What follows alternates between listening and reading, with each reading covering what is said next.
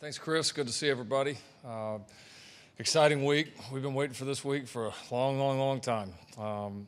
Ready to finally have a full capacity and get back to the atmosphere that we know and love, the place we know and love. And I could tell you, our staff, our players, it's been a lot of anticipation about getting back to this one. And so I hope our fans feel the same way. I know they will. I think 6 o'clock kick right here Saturday night, packed house is man, it sounds amazing, honestly. So can't wait for it to get here. It's been a good week of work so far. We've pushed the guys hard this week, and they're responding the way what we would expect. Obviously, I don't feel a whole lot different about the game, kind of how it played out the other day than what we discussed Saturday afterwards. There's a lot that we need to get better at. We've been very focused on that this week. We also haven't turned a blind eye to some of the things that went well, and there was a lot that we need to build on. And there's still a ton of excitement, I think, among the staff, the players, because the flashes of good were excitingly good. But obviously there's got to be a lot more of it, and it's got to be a lot more consistent from top to bottom, coaching, playing, the preparation. Just got to have a healthy respect for what it takes to play well for all 4 quarters. And that's I anticipate that we'll take a big jump there. That's our expectation. That's our goal. So I'm excited to get another chance here Saturday night to go put it on display.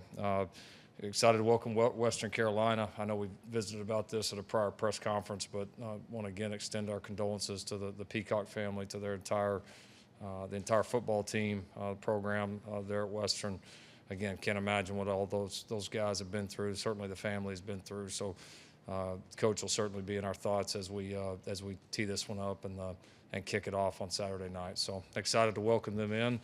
This is the fun part of the season. You get that litmus test of where you're at, and then it's all about the climb, and that's something that we've embraced throughout the years, and I promise you we're embracing it again and ready to make a lot of improvements and get the season underway. With that, we'll go to questions.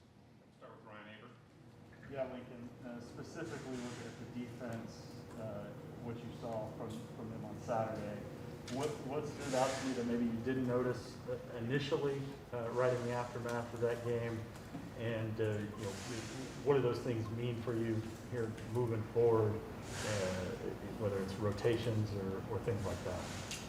I think we lost we didn't start the game well. We made some mental mistakes in the beginning of the game that I don't think were a lack of focus. I think we were really juiced, really hyped to go play, and I think you saw some guys that just made some early mistakes that needed to settle in. Thought we settled in and played pretty well the rest of the half.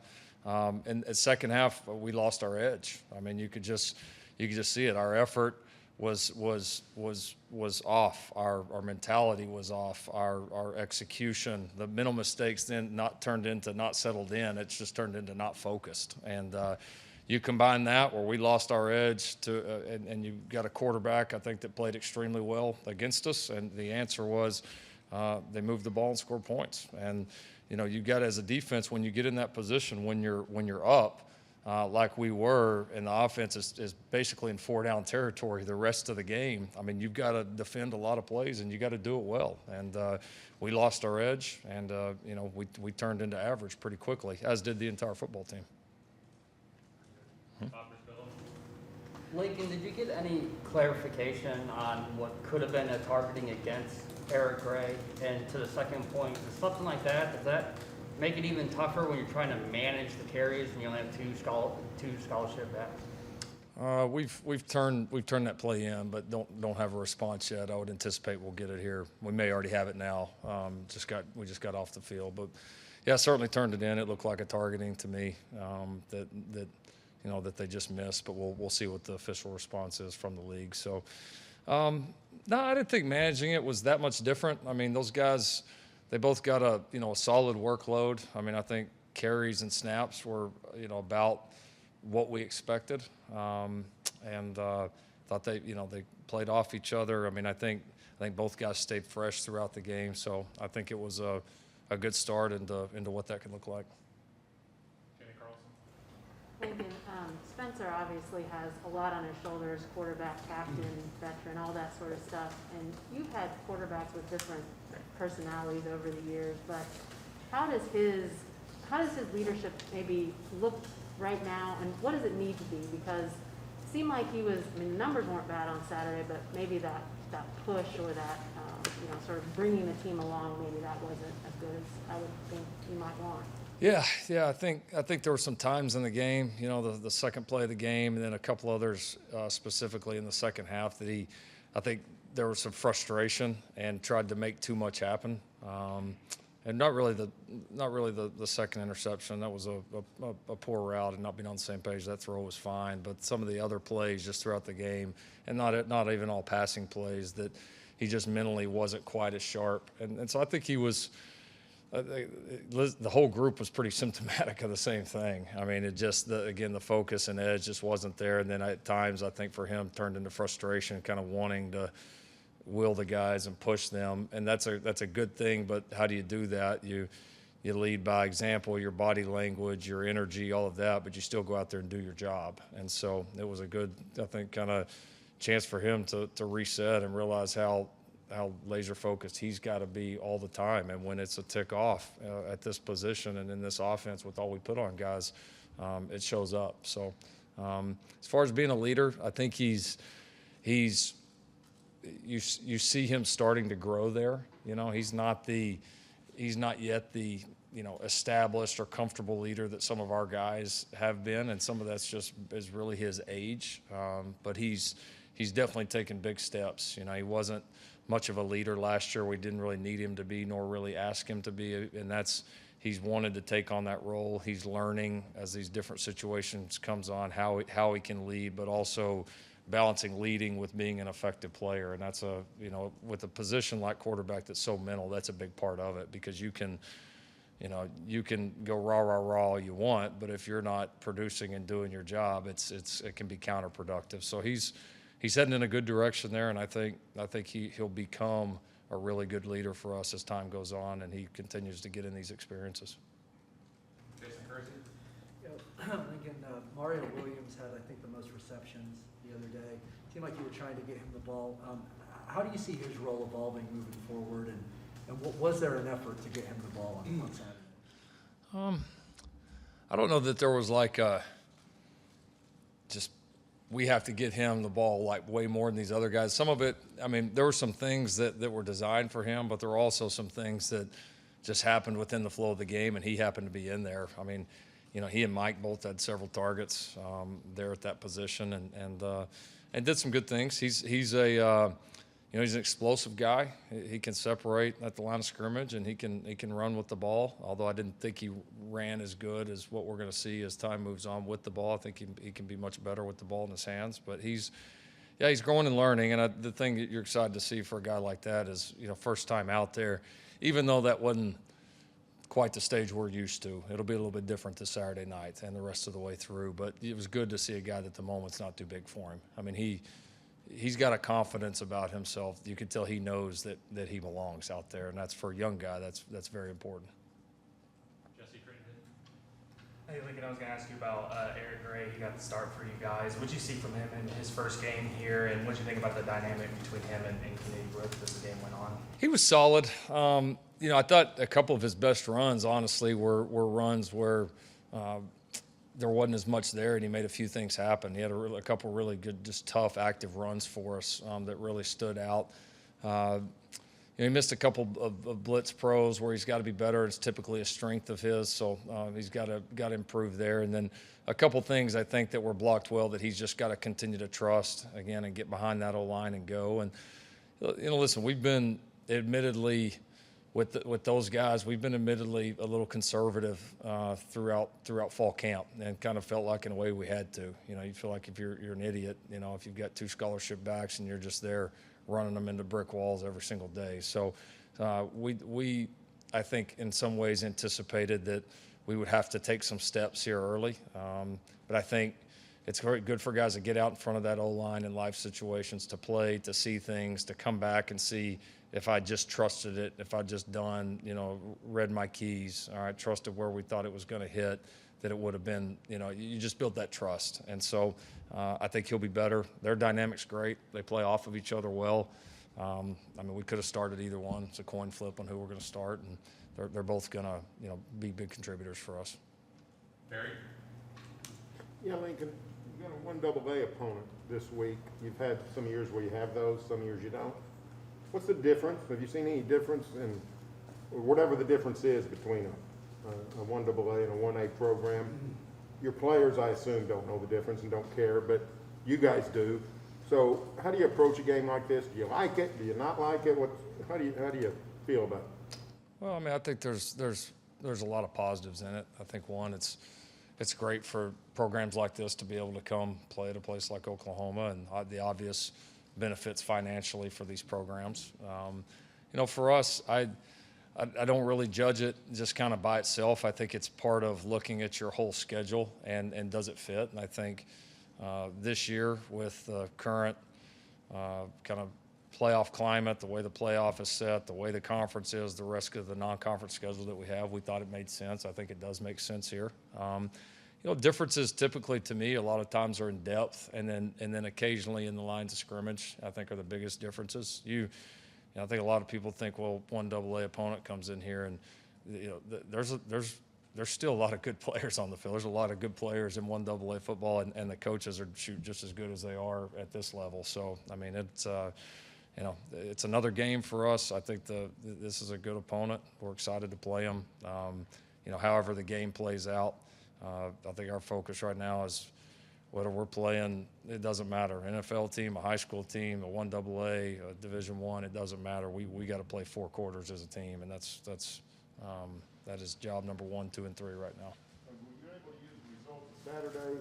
OSU, Iowa State both get taken to the limit by 1AAs. Washington loses to one. Are you able to use that with your guys? I think for us right now, our focus has been a little bit more on, we were too circumstantial the other day. That was our problem. We were worried about the scoreboard, all the other circumstances, as opposed to, our brand of ball and our standard of ball, regardless of any of those outside factors. So not using those with our guys. I think our focus again is, if we want to have any chance of being a good football team, we got to figure out how to play 4 quarters and our mentality not be affected by scoreboard, opponent, anything else. And so that is the sole focus of our program right now.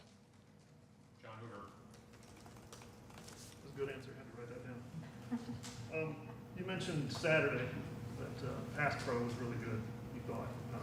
Does that hold up? And then the second part of the question, Spencer was moving around quite a bit. It looked like at times he might have got happy feet, might have got out of the pocket a little too soon. He was throwing off his back foot some, and I think that may have affected his accuracy. Do you go back to him and say, let's work on your mechanics? Let's go back to square one? Anything like that? Yeah, no, I think, pass pro, I would say it was excellent. It was excellent. Like I said, backs actually missed a couple of blitz pickups, but other than that, we were spot on. Guys did a good job. I thought Spencer was honestly improved in the pocket. That was a big kind of area that we wanted to push on this year. We thought at times last year got out too quickly. Moved in the pocket at times when he didn't need to. So I thought he had some really nice ones. I think there was, off the top of my head, maybe 2 or 3 that he could have stayed in there and finished. And again, I think it's kind of like the question about Eric Gray. There's just, when you've been a quarterback and you've been in a blue jersey, since spring ball, it's different. You get out there at those live bullets, and all of a sudden, you've got to feel it, and you've got to trust your protection. And I think from where he was last year was a big improvement, but certainly there's some that he can do better and continue to trust more. And listen, the more we keep pass pro like we did the other day, the more the quarterback's trust in it's going to build. Lincoln, and your tag on John's question about the offensive line a little bit. How did it play overall? And, you talked about the depth you were going to have. You played Swinson. Rain got into the game late. I didn't see Wanya Morris when he got in. I apologize. But where does Wanya kind of stand? Where does your tackle position stand? And how well did they play in the game? Yeah, guys that probably played the best in the game were, I would say, Robinson and Consul probably were the two best. Chris Murray actually he had the 2 false starts, and other than that, he played outstanding. Was really, really physical. So there was a lot of good. We didn't have rain the majority of last week, and so didn't play him much, and honestly probably shouldn't have played him just because of a lack of preparation. Wanye has done some really good things. He's starting to settle in a little bit. He's right there on the edge of garnering. We got to put this guy in the game no matter what, and he's going to get his opportunities to prove that he should be one of the best 5. But he's got to prove it. But they're still.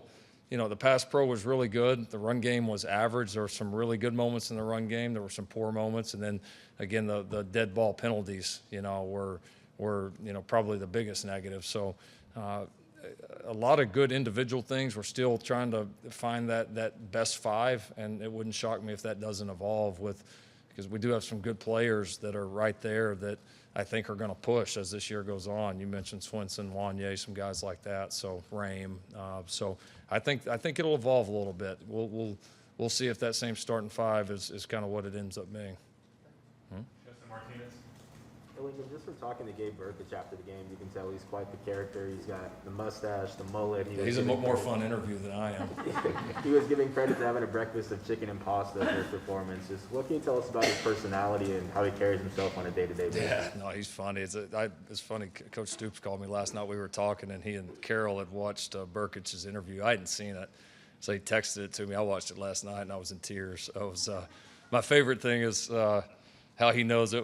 That we're going to kick a field goal because he looks at me and I'm pissed, and he knows that it's it cracked me up. But he's a funny guy. He doesn't what you kind of saw in the interview, he doesn't really take anything too serious, which I think he's learned to make that an advantage in his game. But yeah, he's a fun guy, man. I think the guys really like him, respect him, and he does. He's got a good balance and perspective on things. So fun guy to have around, and a lot of fun to have around when it's 4th down on around the 35-yard line too. Yeah, you mentioned the possible targeting situation with Gray. I know Lawrence had a hard hit the other day too. There were 4 ejections in a game. I saw it. Yeah. Last night. Yeah. Is it any more clear now than it was maybe 2, 3, 4 years ago exactly what targeting is? Yeah. No, I think it's pretty clear. I mean, I think the only times I think it becomes iffy are, determining who's protected and who's not at times. Like, is it a blind side or was it not? Like, there was one last night on I think a kickoff return where they said it's a blind side and he didn't see it. And I'm sitting there looking at it like, the guys are running right into each other. Now, you go with the crown or the helmet. I mean, it doesn't matter who it is anytime. You lead with the crown, you're going to get yourself in trouble. And and there were several of those last night. Lawrence's in the game was interesting, just because he obviously hit him with the shoulder. I mean, it's clear it wasn't head to head, and I think it's a tough call for officials. I mean, in my opinion, that quarterback didn't slide nearly early enough to gain protection. I mean, if you've already committed yourself to the tackle and the guy's not even began a slide, I just don't know how you put that on a defensive player. But you do understand that this day and age, they're going to err on the side of protection, and it's hard to argue with that. So I think it's in a good place. I mean, I like that they're all reviewed.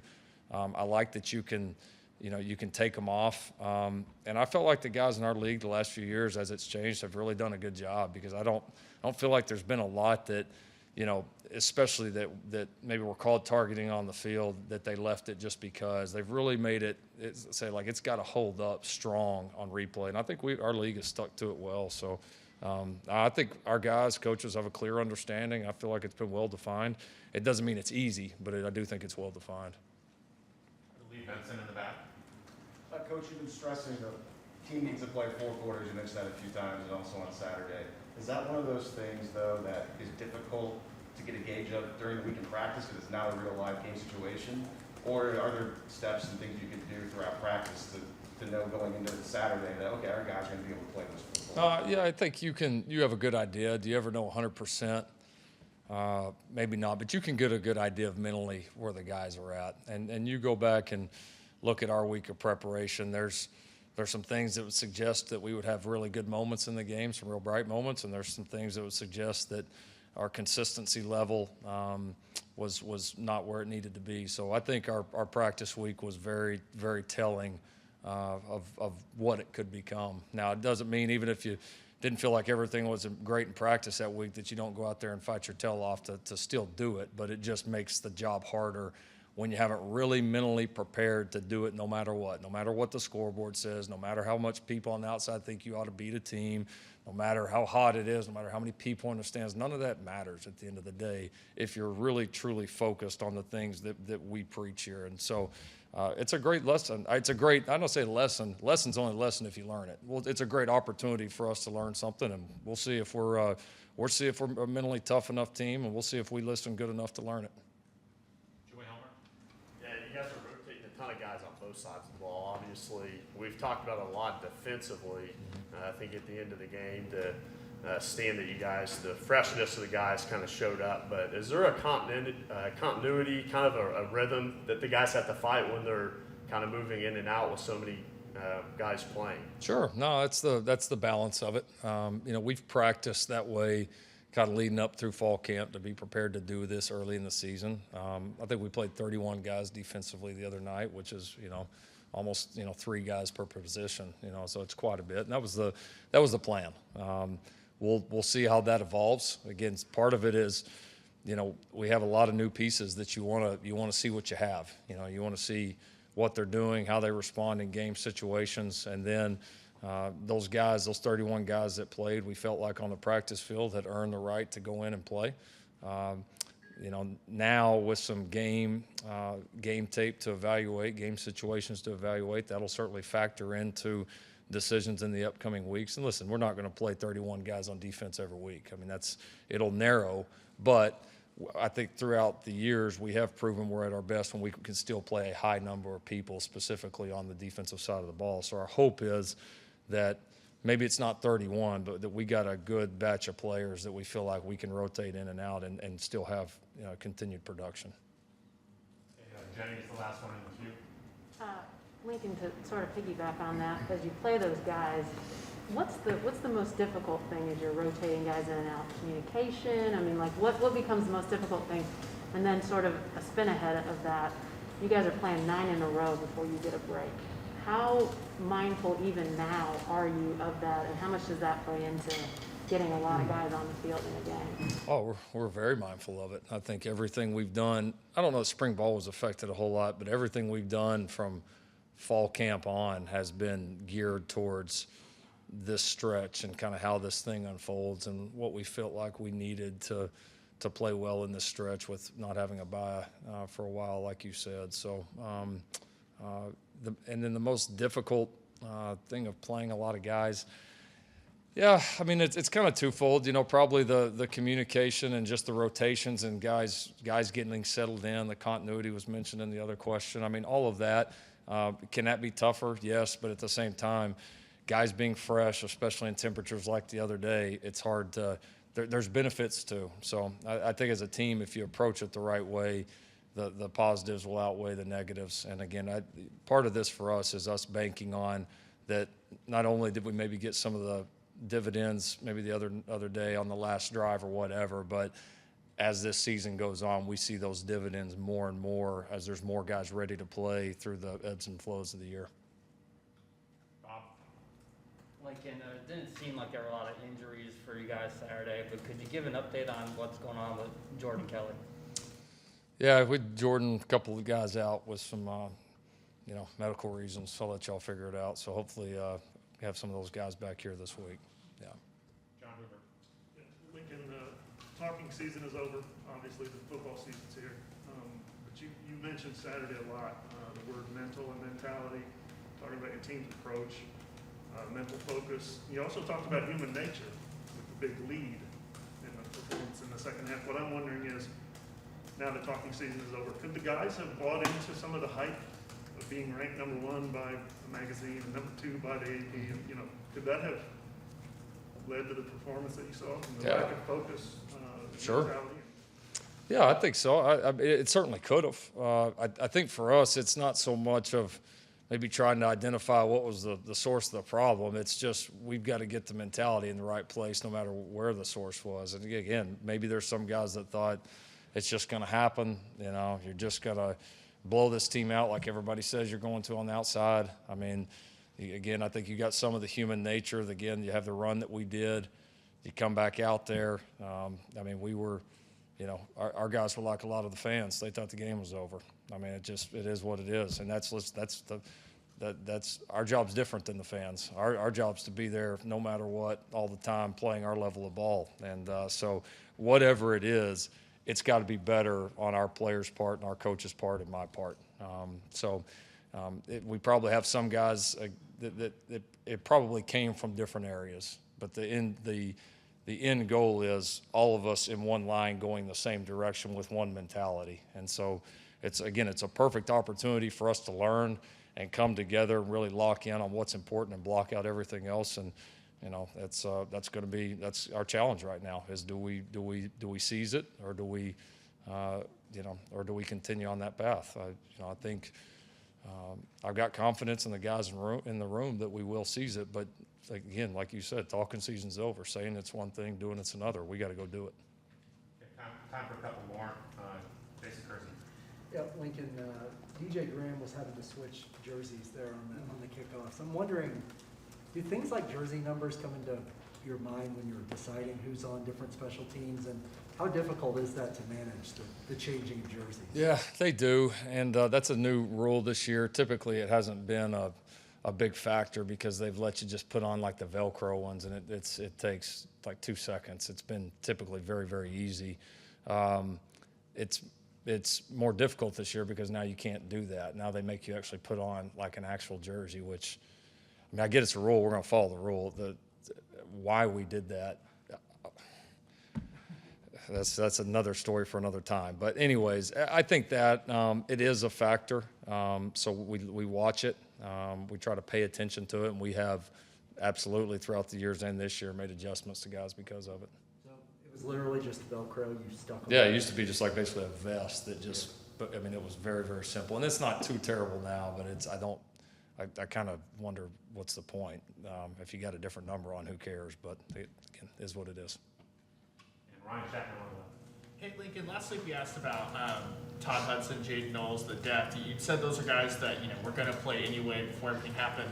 Neither of those guys got touches on Saturday. Was that just how the game played out, flow of the game type thing, or just weren't comfortable yet to throw those guys in there? Yeah, it played out that way. Again, we were playing a new coordinator, new group that you didn't quite have a great feel for what all was going to be coming at you, and there were several new things coming through. So we felt best to stay with those guys, Kennedy and Eric. But Jaden and Todd are practicing well. They'll have a role as this year goes on. But we got to continue to build our confidence in them. They've got to continue to do it on the practice field so that when those situations come up, that we are confident putting those guys in the game. Thank you, Coach. All right, thank you all.